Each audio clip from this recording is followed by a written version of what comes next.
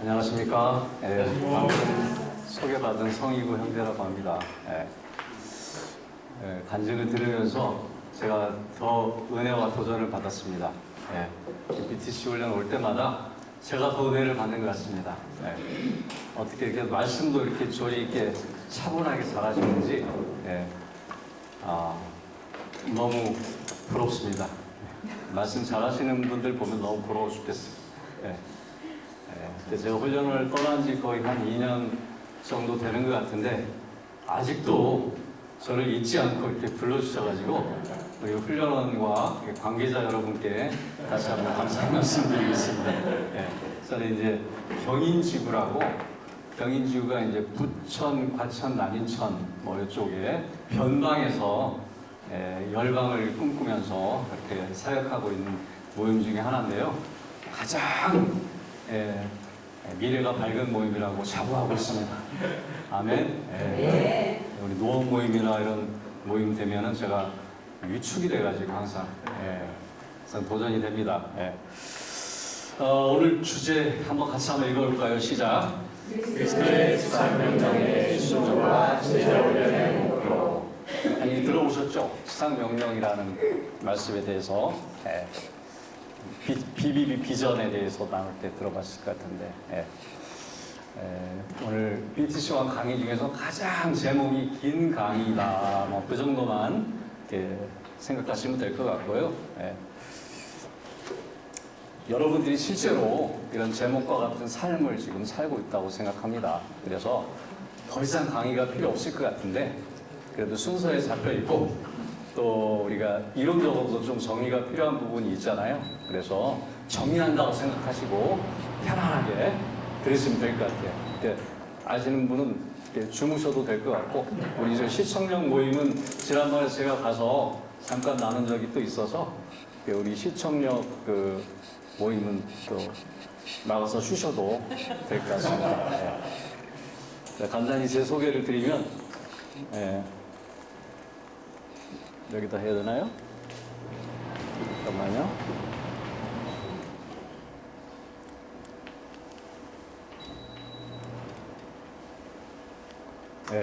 미안합니다. 제 이름이 성이구인데요. 이룰성자에다가 이제 두 이자 거북이 구자예요.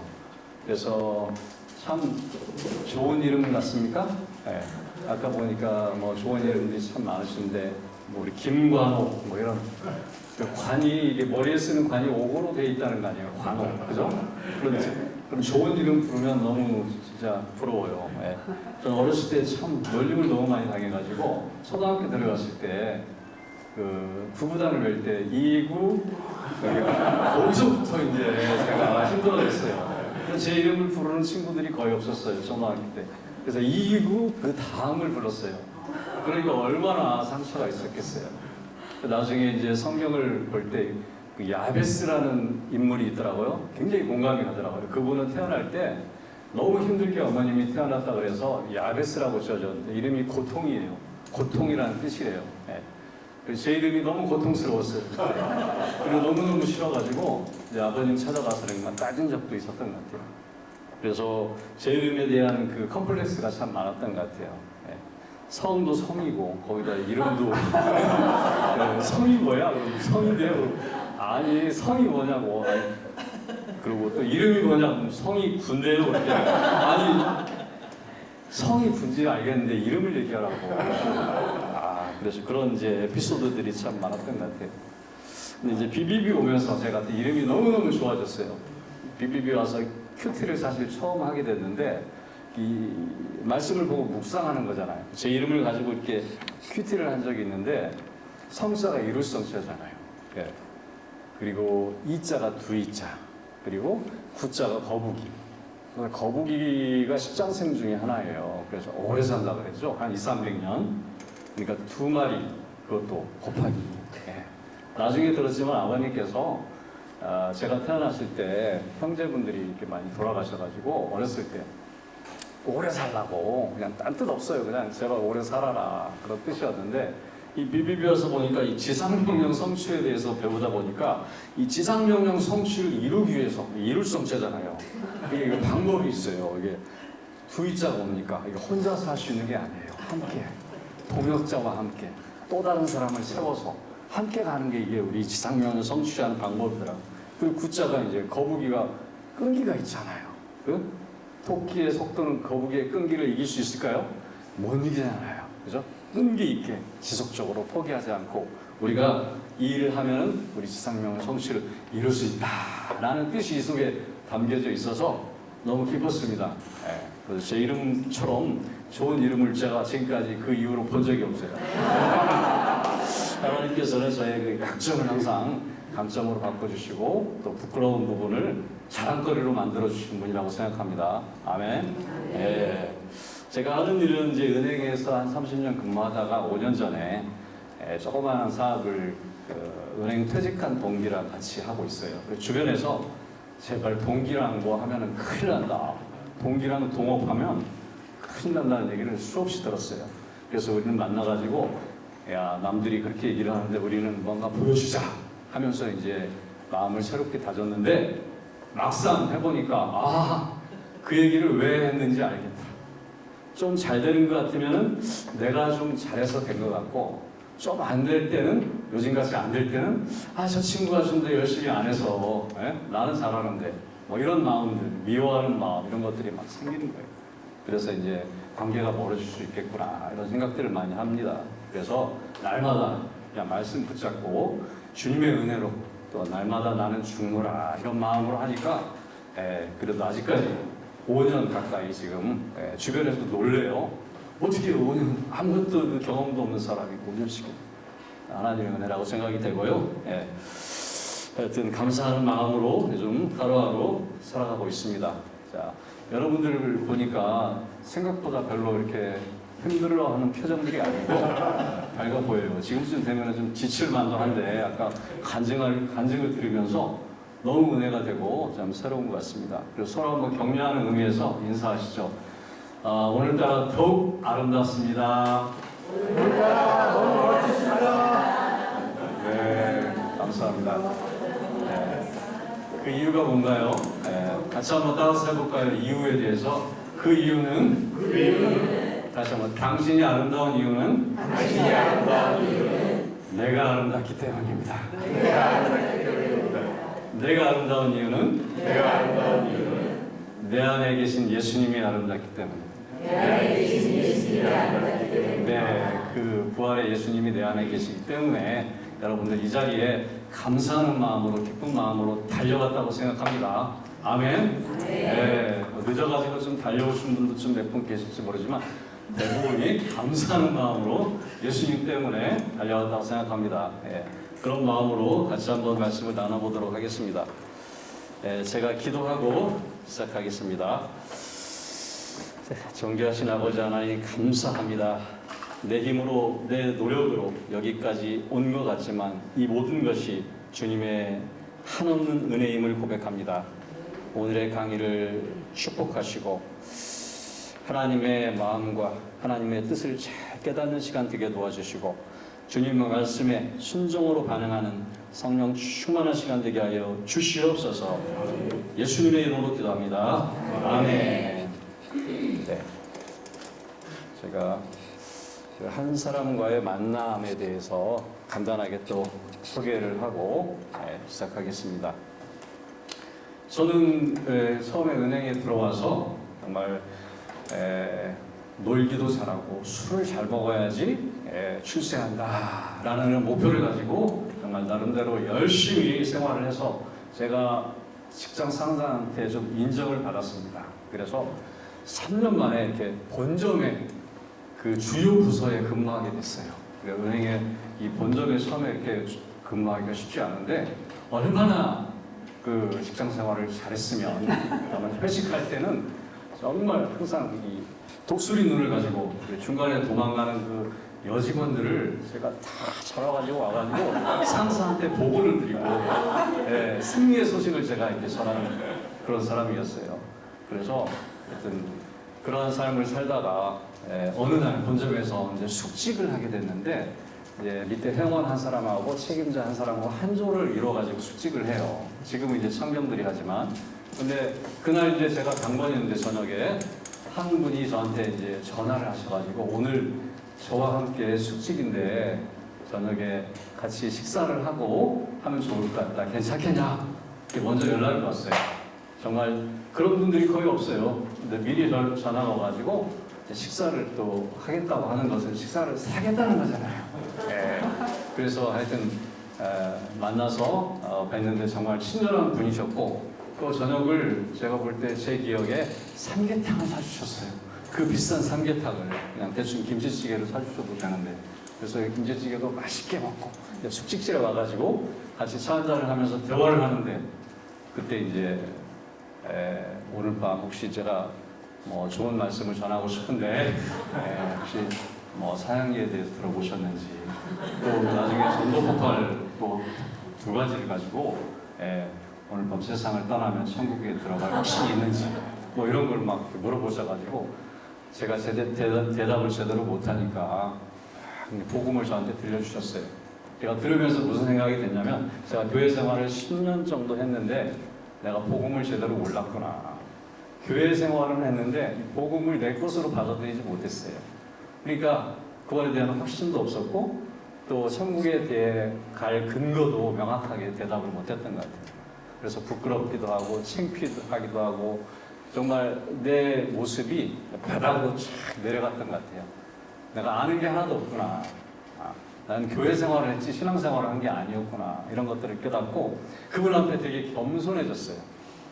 그러면서 그분이 일주일에 한 번씩 만나서 같이 성경 공부를 하지 않겠나. 이렇게 열린 마음으로 아싸 내가 여기서 잘 배워가지고 교회 가서 써먹어야지 하는 마음으로 꾸준히 이렇게 만났어요. 만나면서 또 이게 BBB도 알게 되고 또 BBB 와서 훈련도 받게 되고 그러면서 사실 직장생활을 한 3, 4년 하면서 뭔가 교회를 다니는데 그래도 하나님께서 이 직장에서 뭔가 특별한 목적이 있었을 것 같은데 똑같이 믿지 않는 사람이나 내 모습이 똑같았거든요. 더하면 더했지. 근데 막연한 그런 생각들이 있었는데 이분을 만나면서 또 BBB를 만나면서 하나님께서 나를 이곳에 보내주신 이유가 이거였구나. 그런 확신이 들었던 것 같아요. 그래서 이 패러다임이 바뀌었던 것 같아요. 직장을 바라보는 생각들이. 그러다 보니까 직장에 다니는 이유와 목적이 분명해지니까 자세와 마음, 태도도 달라지는 거예요. 그런 것들을 제가 이제 이 세 가지를 한 사람을 통해서 만나게 되었죠.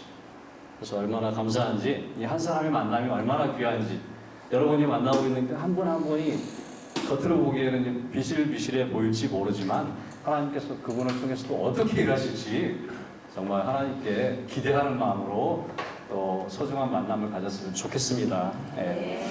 자, 오늘 강의 목적을 한번 같이 보겠습니다. 같이 읽을까요? 시작. 그리스도인으로서 하나님의 영광에서 제자 삼으라고 하신 예수님의 지상명령에 순종해야 할 이유와 제자 훈련의 목표를 배우고 이를 적용하는 데 있다. 네. 두 가지 목표가 있어요. 우리 지상명령에 순종해야 될 이유에 대해서 그리고 제자 훈련의 목표에 대해서 같이 한번 살펴보도록 하겠습니다. 자, 그 다음 목차를 볼까요? 자, 첫 번째 지상명령에 대해서 같이 한번 살펴보겠고요. 다음으로는 이제 지상명령에 헌신하는 것이 왜 중요한가? 그 이유 네 가지에 대해서 그리고 우리가 지상명령 성취해 드려야 할 곳이 어디인지 그리고 지상명령은 어떻게 성취될 수 있는가? 6가지 방법에 대해서 배우고 끝으로 제자훈련의 목표에 대해서 한번 살펴보는 걸로 하겠습니다. 자, 여러분 교재 62페이지, 66페이지 그 보면 사례 연구 있죠? 사례 연구. 이름이 멋있는 우리 관옥 형제님께서 한번 사례 연구를 한번 읽어주시죠. 감수하는 신앙인 빌립비는 교회에서 훌륭한 교사이며 성가 대원이다. 그는 대기업에 취직하여 성실하게 일 잘하는 사람으로 회사에서 소문이 나 있다. 그런데 그에게 어려운 고민이 하나 있다. 직장에서 수시로 불투명한 일에 타협해야 하고 자주 회식에서나 외부 고객을 만나기 위해서는 어쩔 수 없이 술과 담배를 수용하지 않으면 안 된다. 회사에서는 그가 그리스도인이라는 사실을 아는 사람은 거의 없다. 매주일 학생들 앞에서 서는 것이 부끄럽고 성가 대원으로서의 역할에 대한 부담감이 마음을 짓누른다. 예, 자, 같이 한번 내용을 한번 정리할까요? 우리 김대리는 어떤 사람이라고 이야기하고 있어요?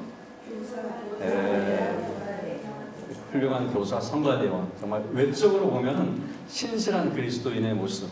그리고 회사에서는요, 성실하게 일 잘하는 사람, 성실한 직장인이죠. 근데 김대리의 고민이 있습니다. 고민이 뭡니까? 수시로 불투명한 일에 타협을 해요. 예. 그리고 술, 담배 이런 문제들, 이런 것들이 이제 김대리의 고민이죠.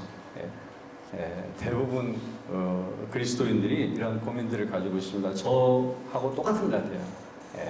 실제 이 우리 훈련 순장님들의 그런 간증인데요. 자, 그러면 이제 질문이 있어요. 만일 당신이 김대리의 순장이라면 어떻게 도와줄 수 있는가? 응? 어떻게 도와줄 수 있을 것 같아요? 우리 간호 형제님이 그냥 읽은 김에 한번 답변 한번 해주시죠. 제가 해보니까요, 도와주는 거는 그렇게 어려운 것 같고요.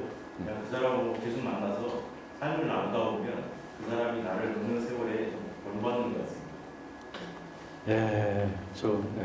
그럴 것 같아요. 그죠? 우리 말씀 잘하시는 우리 재남 자매님 한번 볼까요? 재남 자매님, 상희 자매님 뭐 이게 그분밖에 몰라요, 저는. 아는 이름이 지금. 준비하세요.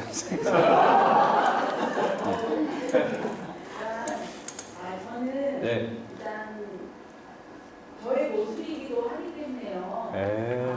이 김대리랑 정말 공감되는 얘기를 충분히 소통을 하고요. 우리가 이거 할수 없는 상황인지라 하나님이 기도하자. 네. 이렇게 기도하자. 감사합니다. 정말 말씀을 너무 잘하세요. 제가 이제 정리를 해보겠습니다. 제 경험에 비춰봐서도 일단은 하여튼 만남을 통해서 전도를 해야 돼요. 전도. 보니까 이 복음이 필요한 사람일 수도 있어요. 저같이 교회는 다니지만 복음이 제대로 자기 것이 되지 않으면 또 이러한 삶을 살게 되는 것 같아요. 그래서 이 복음이라는 게 강력한 힘이 있어서 믿는 사람한테는 또 새롭게 도전이 돼요. 이러한 삶을 사는구나 하면서 도전이 되고, 또 복음을 제대로 깨닫지 못한 사람한테는 뭐가 됩니까? 전도가 되는 거죠. 그래서 너무 이게 믿는 사람, 믿지 않는 사람 구분하지 마시고 복음을 나누는 건 참 필요한 것 같습니다.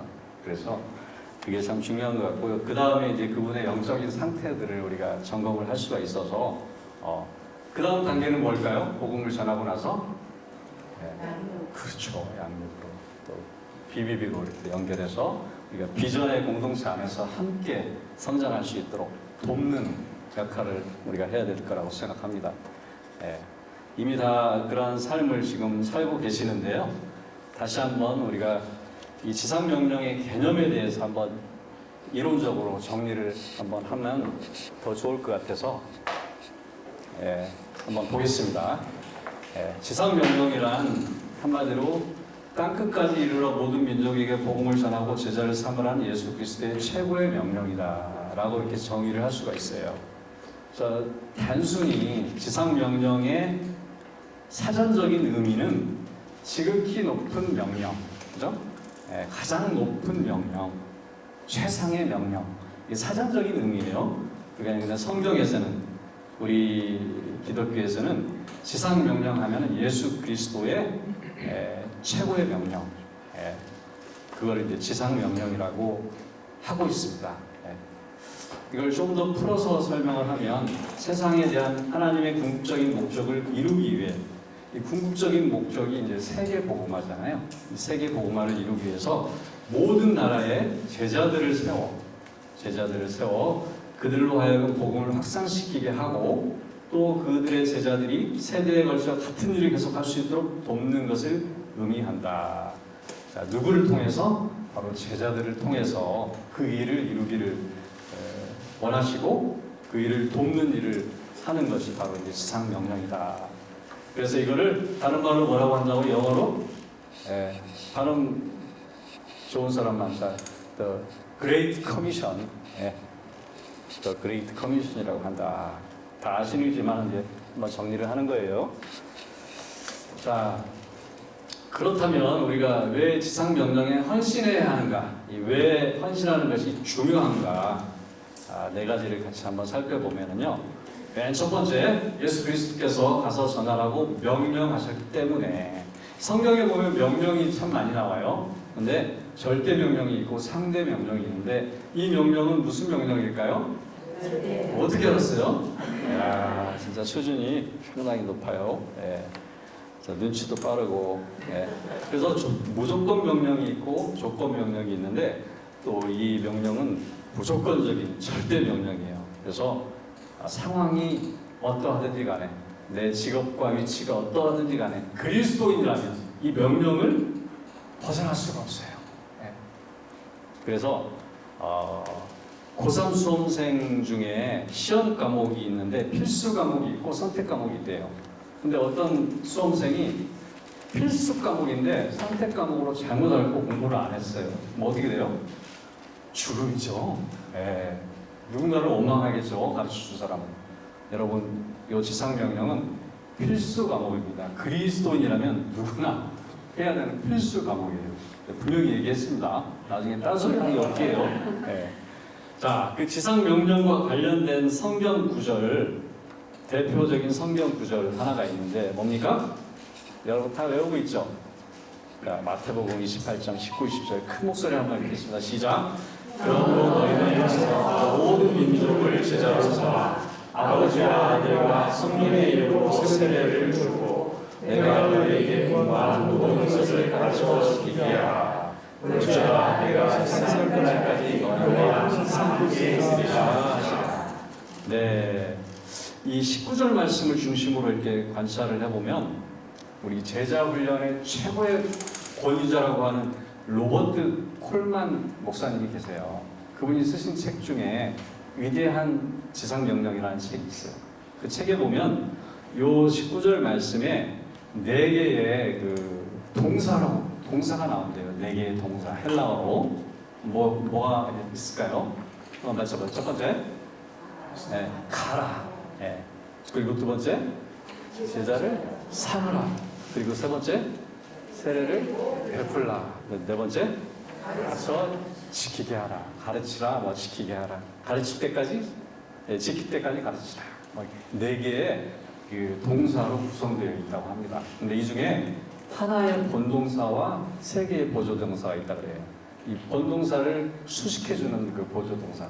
뭐가 본동사일까요? 찍어보세요. 제자를 삼으라. 미리 다 공부했네. 알고 있네. 제자를 삼으라가 본동사고 나머지는 이게 보조동사, 수식해주는. 그래서 이 제자를 삼는데 어떻게 삼느냐? 먼저 가라. 어디로 가야 돼요? 밖으로, 삶의 현장으로 나가라. 찾아가라. 찾아가서 그다음 뭘 하라고? 세례를 베푼다는 거는 뭐예요? 복음을 전하고 또 신앙을 고백한 사람들에게 세례를 베푸는 거잖아요. 이게 복음을 전하라 라고 이제 이해를 해도 되고요. 세 번째, 가르쳐 지키게 하라. 양육하라. 또 훈련을 시켜서 성장시켜라. 이게 바로 이제 교회의 대사명이라고 해요. 교회에 주신 명령. 그러니까 이게 가서 전도만 하면 어떻게 돼요? 어린아이, 영적인 어린아이들만 이제 같이 하는 거죠. 그래서 교회가 어떻게 그런 어린아이들을 잘 성장을 시켜서 제자로 세워서 이런 사역을 할 수 있도록 지속적으로 주님의 이 지상 명령을 순종할 수 있는 사람으로 세워가는 게 이게 교회를 주신 목적이고 특별히 우리 BBB에게 주신 그런 비전이 되는 그런 말씀이죠. 그래서 우리가 이 말씀을 우리가 잘 새겨서 또 이 말씀에 순종하는 삶을 사는 것이 또 우리 BBB에게 주신 사명이라고 생각합니다. 우리 각자에게 주신 사명이고요. 그래서 한마디로 제자를 삼으라라는 것이지요. 제자를 삼는 데 있어서 이런 3가지가 또 필요하다. 자, 이해가 되십니까? 네. 그렇다면 자, 지상명령에 헌신해야 되는 이유 2번째는 뭡니까? 하나님의 가장 큰 관심사는 모든 사람이 구원받기를 원하신다. 하나님의 최대 관심사, 모든 사람이 죽게 돌아오는 거죠. 우리가 보통 효자와 불효자의 차이가 뭐예요? 그 부모의 마음을 잘 헤아리는 사람이 효자라, 그죠? 가끔 돈 벌어가지고 1년에 한 번씩 어쩌다가 좀 용돈만 보내주고 그런 게 아니고 마음을 잘 헤아려서 그렇게 자주 안부도 묻고 그래야지 효자라고 하잖아요. 근데 부족한 점이 많은데 저도 그런 것처럼 마찬가지로 주님이 원하시는 그런 삶을 산다는 건 주님의 마음을 이제 헤아려서 주님이 어디에 관심이 많을까? 우리 탕자의 비유가 아주 대표적이잖아요. 큰아들은 어때요? 큰아들은 그냥 농사일만 열심히 하면 부모님이 기뻐하실 줄 알았어요. 근데 부모님의 마음은 뭐였습니까? 아버지의 마음은 그 잃어버린 탕자가 돌아오는 그거였는데 그거에는 전혀 관심이 없어요. 교회에서 물론 열심히 봉사하는 것도 중요합니다. 근데 하나님이 가장 관심을 갖고 아파하는 게 무엇인지 그 하나님의 마음을 아는 사람, 그걸 뭐라 그래요? 철든 신자라고 이제 철이 좀 들어, 철이 들어요. 응? 네. 남자들도 한 70이 돼야지 철이 든다는 말이 있는데 철이 참 들기가 쉽지는 않지만 철든 신자, 철든 교인, 그 철든 그 신자가 헌신한다라고 볼 수가 있죠. 자, 다음은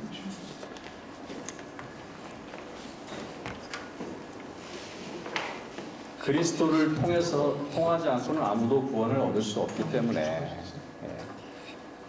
누가 헌신을 합니까? 이 복음의 가치를 아는 사람, 예수 그리스도가 어떤 분인지를 아는 사람이 헌신을 하게 돼 있습니다. 그래서 내가 누굽니까? 1만 달란트 빚진지, 1만 달란트. 내가 얼마나 은혜를 받은지를 아는 사람이 헌신하게 되어 있어요. 그죠? 근데 그 은혜를 모르고 헌신하면 어떻게 될까요? 헌신되는 거예요. 헌신. 그냥 헌신. 그 은혜를 알고 헌신을 해야지 무조건 헌신하면 헌신. 조심해야 됩니다. 그래서 무조건 헌신하지 마세요. 주님의 은혜 안에서 받은 은혜가 너무 크기 때문에 이 자리에 온 거 아닙니까? 그래서 그냥 헌신하면 지나고 나면 어떻게 됩니까? 사람을 원망하게 되고, 내 젊음 어디 갔어? 하면서 뭔가 보상심, 그죠? 지금까지 나를 사용하신 것만으로도 감사하고 은혜인데 더 이상 뭘 바랍니까? 그죠? 하루하루가 감사하고 은혜인데 나같이 자격 없는 자를 사용하여 주신 것만도 감사한데 뭘 더 이상 기대합니까? 이미 천국도 주님께서 주시겠다고 약속하셨는데 그런 마음으로 이렇게 우리가 감사한 마음으로 은혜로 감당하는 게 바로 우리의 자세라고 생각합니다. 그 다음에 우리가 헌신해야 되는 세 번째 이유, 지상 명령은 예수님의 제자들에게 주어진 것으로서 구원받은 자는 제자의 삶을 통해 지상 명령에 헌신하는 것이 당연하기 때문에 주님께서 모든 사람을 구원하기 원하시는데 그 방법은 바로 이 헌신된 제자를 통해서 이루십니다. 예수님께서도 3년 동안 어떻게 했어요? 많은 무리들이 따랐지만 그 중에서 12제자, 그죠? 12제자만을 세워서 이 세계 복음화를 꿈꾸시고 또 준비하셨어요.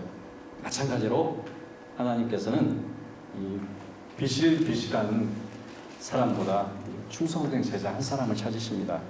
요즘 디모데후서 2장에 보면 이 네 종류의 그릇이 있어요. 아시죠? 저 처음에 순장님이 저한테 그 디모데후서 2장에 보면 네 종류의 그릇이 있는데 금그릇, 은그릇, 나무그릇, 질그릇이 있는데 하나님이 쓰시는 그릇은 어떤 그릇일까요? 이렇게 질문을 하시더라고. 나는 이제 주워 들은 게 있잖아요. 그래서 당연히 하나님 질그릇이죠. 나같이 질그릇 같은 자를 사용하시는 게 하나님의 은혜 아니겠습니까? 하고 그냥 칭찬을 받을 것 같은 답을 했는데 같이 봅시다 하면서 보는데 금그릇, 은그릇, 나무그릇, 질그릇이 있는데 하나님께서는 깨끗한 그릇을 사용하신다고 합니다. 깨끗한 그릇. 우리의 외모가 어떠하든지 간에, 우리의 모습이 어떠하든지 간에 하나님은 깨끗하게 준비된 그릇을 사용하시죠. 그래서 마음만 가지고 있다고 해서 하나님이 쓰시는 게 아니고 오늘과 같이 여러분과 같이 잘 준비된 사람을 통해서 하나님께서는 또 일하신다는 사실, 그걸 꼭 기억했으면 좋겠습니다. 그래서 우리가 교회를 다니고 또 겉으로는 신앙생활을 한다고 하지만 이 두 종류가 항상 있는 것 같아요. 예수님을 따르는 데 있어서 무리와 제자들이 있어요.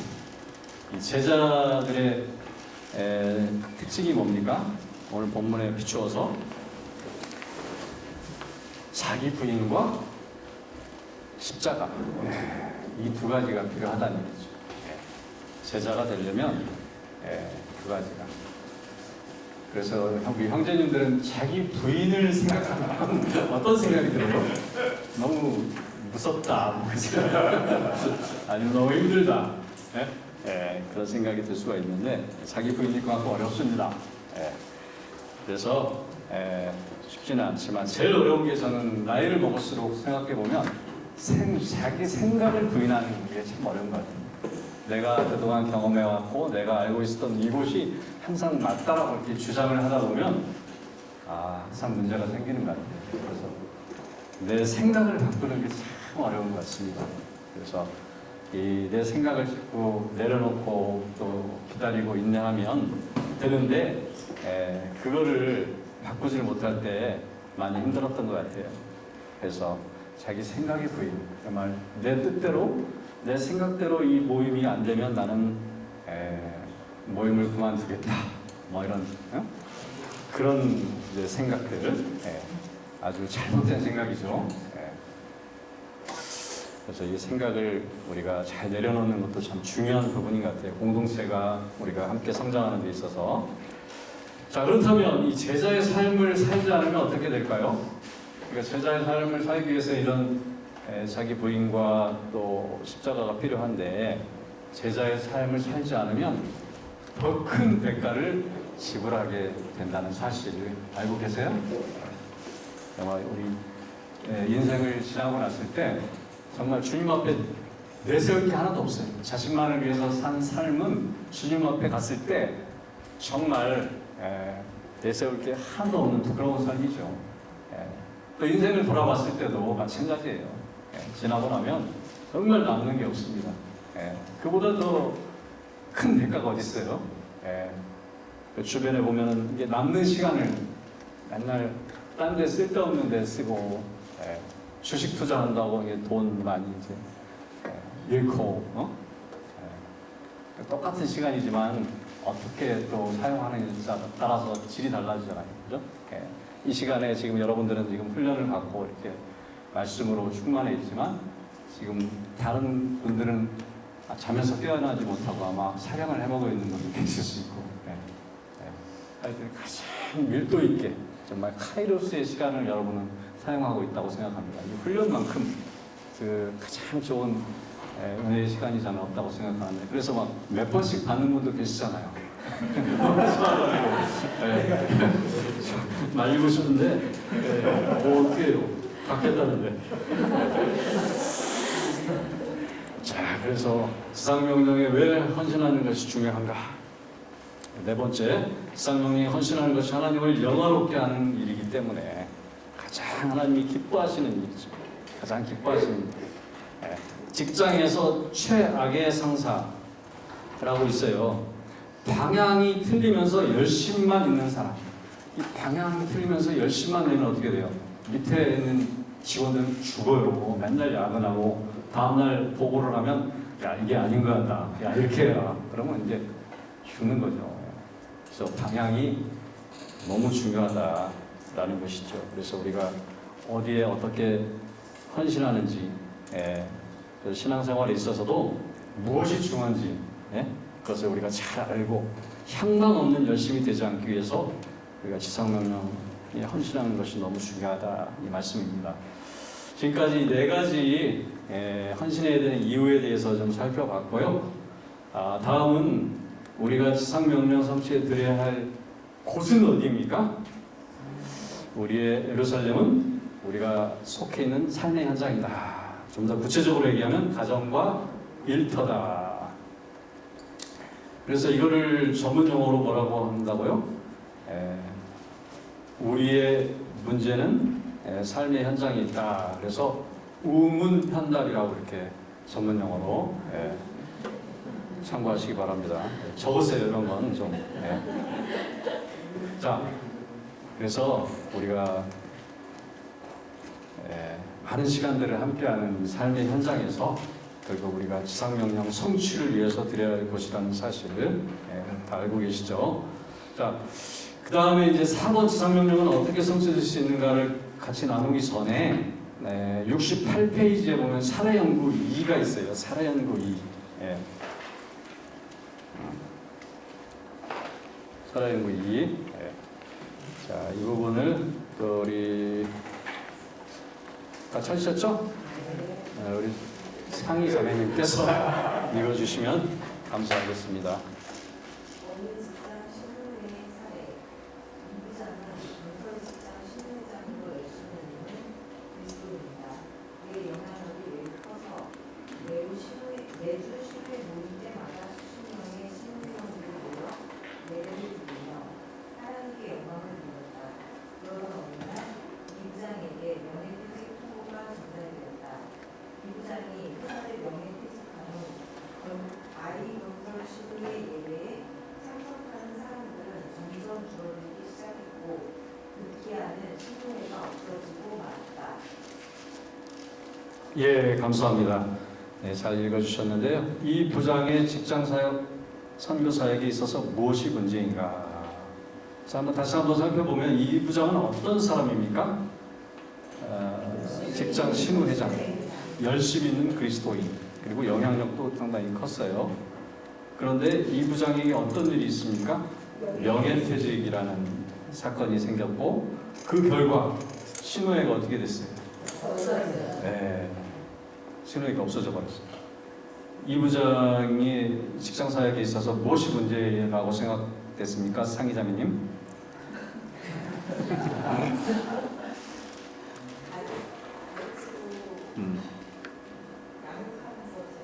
네, 그렇죠. 정확히 알고 계십니다. 또 다른 사람을 세우지를 못했어요. 또 다른 사람을.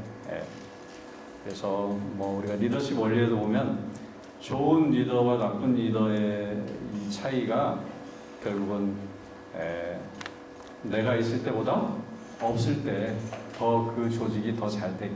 그러니까 후임자를 잘 세우는 거다 이거죠. 또 다른 사람은. 그러니까 자기 있을 때는 잘 되다가 자기가 떠나면 망하게 만드는 것은 굉장히 나쁜 일이에요. 그죠?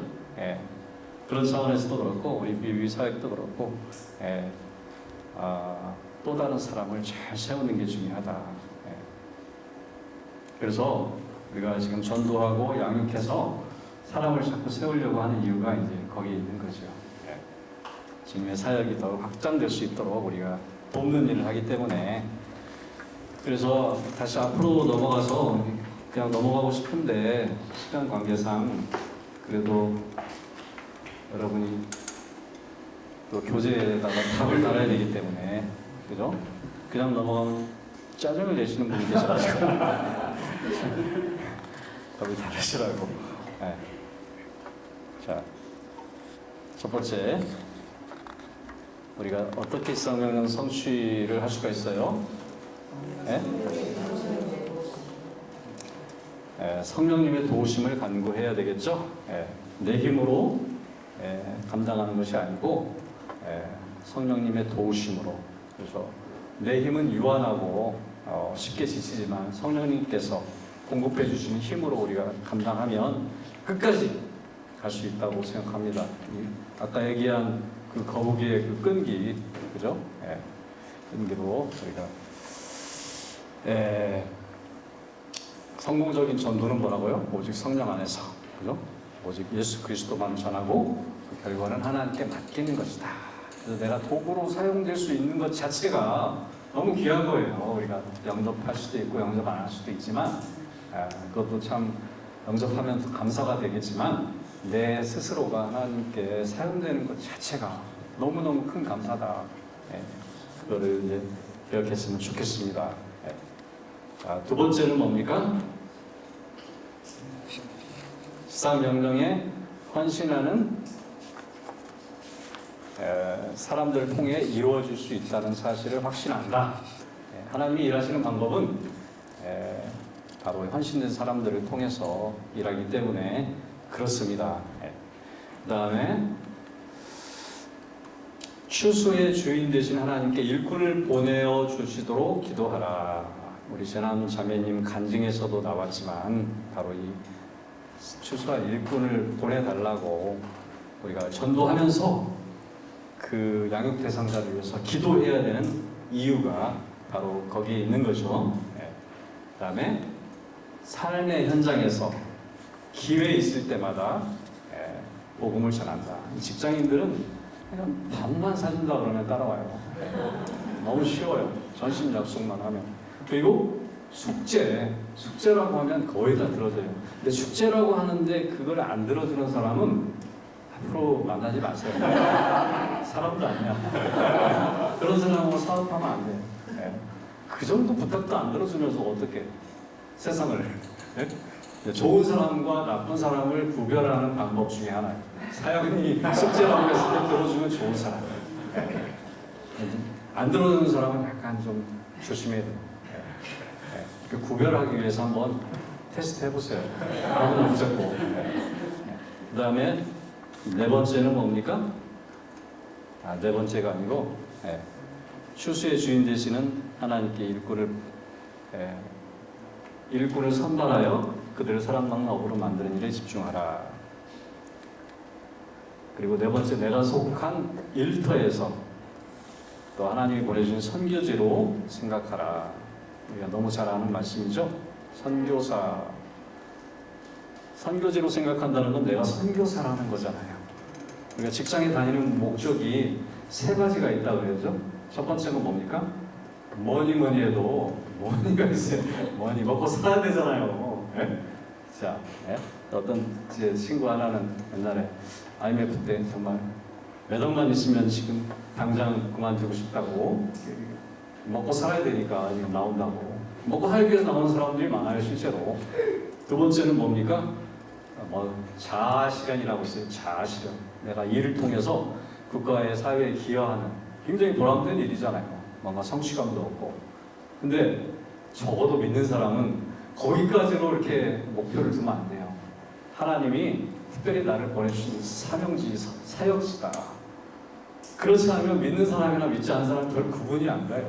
적어도 예수 그리스도께서 나와 함께 계시고 내가 하나님의 자녀이고 제자라고 생각하는 사람은 생각이 다른 거죠. 사역지고 내가 선교사라는 사실. 그래서 어떻게 합니까? 선교사들이 아프리카에서 전도하다가 좀 상처 주는 말을 하면 잠을 못 자고 그렇습니까? 원래 당연하게 생각하잖아요. 우리가 직장에서 좀 누가 승진이 좀 안 돼서 상처받았다 그래가지고 힘들어합니까? 당연하게 생각하는 그 마음. 이렇게 말하는 저도 좀 힘들었어요, 옛날에. 근데 그게 당연한 것 같아요. 지나고 나면 50보 100보고요. 퇴직하고 나면 아무 소용 없어요. 너무 그런 거 힘들어하지 마시고 감당했으면 좋겠습니다.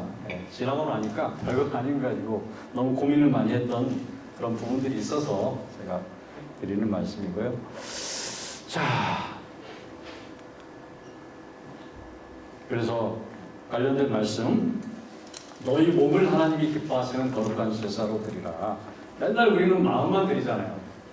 몸이 있는 곳에 마음이 가는 거고, 또 하나님께서는 삶의 예배를 받으시길 기뻐하십니다.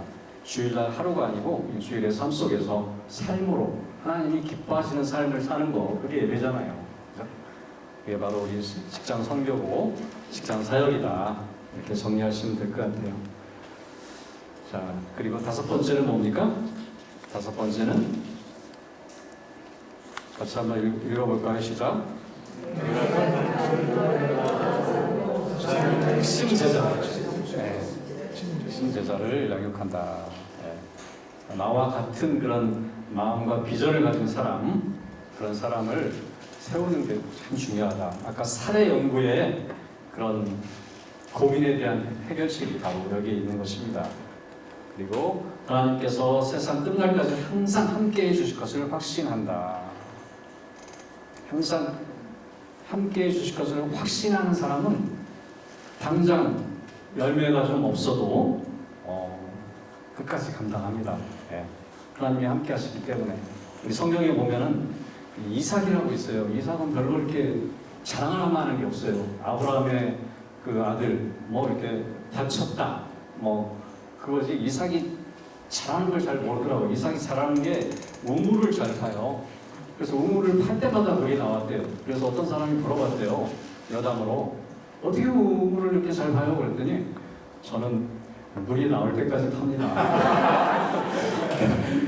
그런 마음으로 여러분 끝까지 감당하는 저와 여러분이 되었으면 좋겠습니다. 네.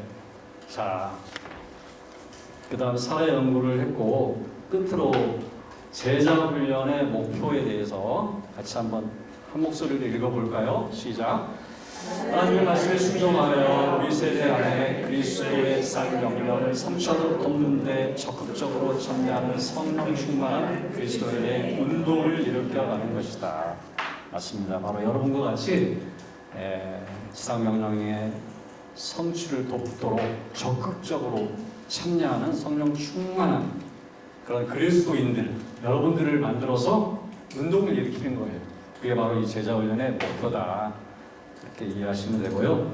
이 개념을 이제 하나씩 또 정리를 하면 제자훈련이란 하나님의 말씀과 당신 자신의 생애에 사랑과 능력과 믿음과 전도의 모범을 통해서 다른 사람을 가르치는 것이다. 그래서 우리가 훈련할 때도 보면 항상 말로만 하는 게 아니고 이론만 하는 게 아니고 모범을 통해서 실제로 보여주면서 가르치는 게 바로 이 제자훈련입니다. 그리고 하나님의 말씀에 순종이라고 하는 것은 하나님과 다른 사람과 자신에 대한 매일매일의 반응에서 하나님 말씀과 명령과 원칙을 기꺼이 따르려는 마음, 기꺼이 억지로 마지못해가 아니고 자발적으로 기꺼이 따르려는 마음. 여러분 그런 마음으로 이 자리에 왔다고 생각하는데 맞습니까? 아멘. 네. 자, 그다음 세 번째. 지상명령 성취를 돕는데 적극적으로 참여함. 지상명령 성취를 위해 자발적으로 선두에 나서는 것. 적극적인 사람은 한계가 없고 소극적인 사람은 한계 없다라는 말이 있는데 여러분 이번 훈련에 다 적극적으로 참여하고 계시는 줄 믿습니다. 제자훈련의 목표 개념 중에서 성령 충만을 받음, 성령에 의해 인도되고 그리스도인으로서 능력 있는 삶을 사는 것, 바로 이 성령 충만한 삶. 성령 충만함과 술 취함의 공통점이 뭐라 그랬죠? 내 힘으로 내 힘을 의지하지 않는다. 내 힘을 의지하지 않는다. 그리고 담대하다. 여러분 이렇게 성령 충만하면 내 힘을 의지하지 않고 담대하게 할 수가 있습니다. 그래서 우리가 날마다 성령 충만을 먼저 구해야 되겠죠. 끝으로 영적 운동을 일으킴, 변화된 삶의 폭발적 증가를 지속적으로 이루는 것이 바로 영적 운동이죠. 영적 운동의 그 대표적인 말씀이 디모데후서 2장 2절 말씀이에요. 같이 한번 읽어볼까요? 시작. 또 내가 많은 증인 앞에서 내게 든 바를 충성된 사람들에게 부탁하라. 그들이 또 다른 사람들을 가르칠 수 있으리라. 여기에 보면 네 종류의 사람이 나오죠. 내가, 바울이 이제 디모데에게 하는 말이죠. 디모데 네가 많은 증인 앞에서 내게 들은 바를, 바울 나에게 들은 바를 충성된 사람들에게 부탁하라. 그들에게 이제 양육하고 가르치라는 얘기예요. 그러면 그들이, 그 충성된 사람이 또 다른 사람을 가르칠 수 있을 것이다. 이게 바로 영적 사세대라고 우리가 보통 이야기하는 그런 말씀입니다. 그래서 이러한 목표를 가지고 우리가 또 제자훈련을 하는 그 이유가 있습니다. 자, 목표의 개념에 대해서 살펴봤는데 그 중에서 이제 중요한 개념이 또 하나 있어요. 이 가법 번식과 승법 번식 들어보셨죠? 가법 번식은 더할 가자. 지도자가 영적으로 재생산하지 않는 것, 생산만 하는 거예요. 지도자가 영적으로. 다른 말로 얘기하면 이제 전도만 하는 거예요. 전도만. 그러니까 전도하는 게 참 중요한데 그냥 내가 이 세계 복음화를 위해서 그냥 아이만 낳는 거예요. 자기 혼자 아이를 낳아가지고 세계 복음화를 시켜야 되겠다. 그런 게 이제 하나의 가법관식이라고 볼 수가 있는 거죠. 예를 들면 하루에 1000명을 전도하면 그 한 사람이 60억 인구에게 전도를 하려면 16,000년이 소요가 됩니다. 계산해 보세요. 그래서 실제로 하루에 3명을 전도하면 이틀이 되면 몇 명이에요? 6명이 되겠죠? 그리고 4일 후에는 12명이 돼요. 이렇게 계산해 보면 60억이 되려면 16,000년이 소요가 돼요. 그 사람이. 근데 반면에 이 승법 번식, 고팔승이라고 그러죠. 고팔승. 승법 번식은 지도자가 전도하고 제사 삼고 육성시켜 파송함으로써 그 자신이 영적으로 재생산하는, 그러니까 또 다른 사람을 이렇게 세우는 거죠. 전도를 하면서 그 중에서 긍정적으로 반응을 보이고 성장에 대한 그런 소망 있는 사람을 데리고 양육을 해서 재생산하는, 나와 같이 전도하는 사람을 세우는 거죠. 이게 바로 재생산인데, 그게 승법 번식. 제사명령을 효과적으로 성취할 수 있는 가장 확실한 방법이기 때문에 우리가 전도를 하지만 또 그 중에서 또 양육을 계속 강조하는 이유가 여기에 있다. 그래서 계산을 해보면 1년에 한 명을 재생산할 경우에 33년이 걸려요. 60억 인구에게 재생산이 되려면 1년에 2명을 재생산할 경우에는 21년, 1년에 3명을 세우면 17년이 걸린다고 합니다. 잘 와닿지가 않죠? 네? 이것만 보면 나중에 한번 계산을 해보면 알 수가 있을 텐데 이론상으로 그렇습니다. 1년에 3명, 2년 후면 몇 명이 돼요? 12명이 되겠죠? 4년 후에는 이렇게 돼요. 실제로 그림을 그리면 192명이 됩니다. 4년 후에. 4년 후에 1년에 3명씩밖에 안 했는데 그 사람이 또 다른 사람들을 이렇게 양육함으로써 17년이 되면 170명이 돼요. 170억. 170억. 잘 와닿지 않는 표정인데요. 계산 나중에 해보시고, 제가 이 얘기를 왜 하느냐, 바로 제사명령 성취는 우리가 전도를 열심히 해야 되겠지만 이 승법 번식, 다른 말로 얘기하면 영적 재생산을 통해서만 가능하기 때문에 우리가 이렇게 또 다른 사람을 세워서 양육하고 훈련을 하는 이유가 있습니다. 그리고 또 다른 사람을 세워서 양육하고 훈련하다 보면 그 양육을 하는 내 자신이 더 또 성장하게 되는 성장의 비결이 또 이 속에 있기 때문에 우리 교회에, 우리 모임에 주신 명령이라고 생각합니다. 실제로 이런 승법 번식, 영적 재생산의 그런 사례 중에 하나가 있어서 이제 잠깐 소개하고 마무리를 지으면은, 옛날에 한 직장인이 윤정현 형제라고 있었는데 그분이 우리 BBB에 나와서 직장 선교의 비전을 품고 또 훈련을 받으면서 또 성이구라는 그 비실비실한 그리스도인을 만났습니다. 만나서 또 양육을 하고 또 BBB에 연결되어서 훈련을 받으면서 또 김정민, 이석, 김성수, 심성호 이런 사람들에게 이제 전도를 하는 사이에, 전도하고 양육하는 사이에 또 우리 김정은, 우리 한정화, 고설중 이런 분 아시는 분 이름 나오죠? 이런 분들에게 또 복음을 전하고 양육을 해서 또 세우게 됩니다. 그러면서 또 그 다음 사람들이 또 훈련받고 또 다른 사람을 세워가면서 불과 몇 년 사이에 이렇게 사람들이 세워져 가는 것들을 이렇게 보게 하셨습니다. 지금은 이제 다른 곳에 이제 퇴직하신 분도 계시고 이직하신 분도 계시지만 이런 이제 원리들을 따라서 우리가 하다 보면 또 함께하는 기쁨도 누릴 수 있고 지속적으로 우리가 할 수 있는 것 같습니다. 영적 성장의 비결이 또 이 속에 숨어 있죠. 자, 오늘의 적용점 찾기.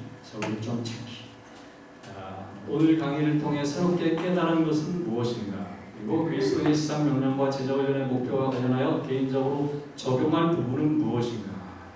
자, 이 제목을 가지고 옆에 사람하고 같이 오늘 강의를 통해서 새롭게 좀 깨달은 거 적용할 부분이 무엇인지 언니가 먼저 형이 먼저 나누고 동생과 아우는 공감을 아주 해주고 하면서 그냥 그렇군요 하면서 공감을 해주시기 바랍니다. 자, 1번을 드리겠습니다.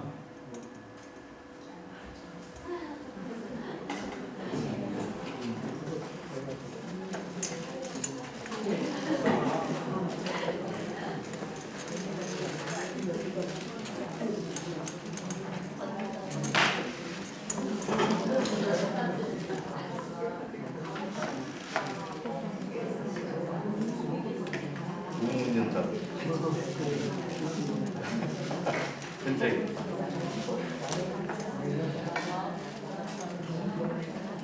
미음으로 하면 이관에서 보겠습니다.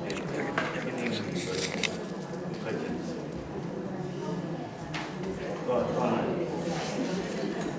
죽어난 사람은 한계가 없는데 속적인 사람은 한계 안 하죠. 한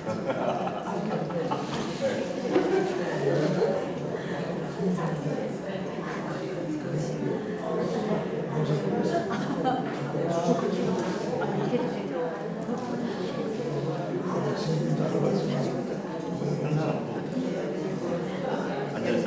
앉아서 쉬어줘. 응원의 시간을 좀 쉬셔야 돼요. 너무 그동안 과도하게 닮았어요.